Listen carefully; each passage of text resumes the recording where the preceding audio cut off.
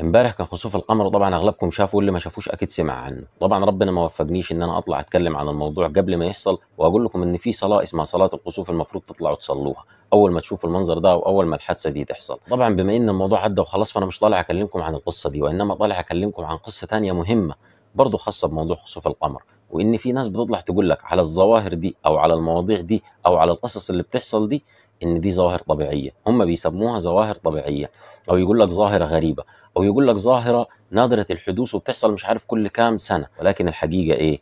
الحقيقة انها مش ظواهر ولا طبيعية، ولا هي ظواهر غريبة، ولا احنا كمسلمين ينفع نسميها ظواهر غريبة او ظواهر طبيعية. لان الحقيقة ايه؟ انها لا ظواهر غريبة ولا ظواهر طبيعية، انما هي ايه؟ هي آية من الله سبحانه وتعالى. ربنا سبحانه وتعالى بيبعتها لنا كإنذار. فأنت كمسلم أول ما تشوف حاجة زي دي تعرف إن رب العزة سبحانه وتعالى بعت لك آية علشان خاطر ينذرك بيها أو يخوفك بيها، أو حتى لما تشوفها تعرف إن دي آية من الله سبحانه وتعالى.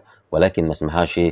ما اسمهاش ظاهرة طبيعية، ما اسمهاش ظاهرة غريبة، ما اسمهاش ظاهرة نادرة الحدوث، اسمها آية من الله سبحانه وتعالى. الدليل على كده إيه؟ النبي عليه أفضل الصلاة والسلام قال إن الشمس والقمر آيتان من آيات الله سبحانه وتعالى يخوف بهما عباده. فهنا النبي عليه أفضل الصلاة والسلام صلي عليه بيقول لك إيه؟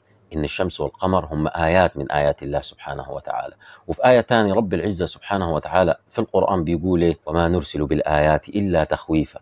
فإذا الشمس والقمر النبي قال إن هم آيتين من آيات الله سبحانه وتعالى، ورب العزة بيقول لك وما نرسل بالآيات إلا تخويفا. فإذا رب العزة سبحانه وتعالى لما يحصل خسوف للقمر يبقى رب العزة سبحانه وتعالى وراك آية من آياته سبحانه وتعالى. إذا خسوف القمر ده مش ظاهرة طبيعية خالص، وإنما دي آية عظيمة أرسلها رب العزة سبحانه وتعالى. وبعدين أنا عايزك تاخد بالك من حاجة مهمة، إن خسوف القمر ده هتكون آية من آيات الله سبحانه وتعالى يوم القيامة، هتكون آية عظيمة.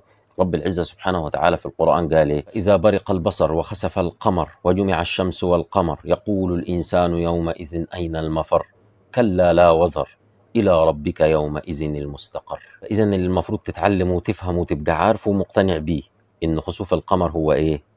هو آية من آيات الله سبحانه وتعالى، مش ظاهرة طبيعية. معلومة حبيت أقولها لكم وأعرفها لكم عشان تاخدوا بالكم. ما تنساش تشير الفيديو لغيرك عشان غيرك يستفاد.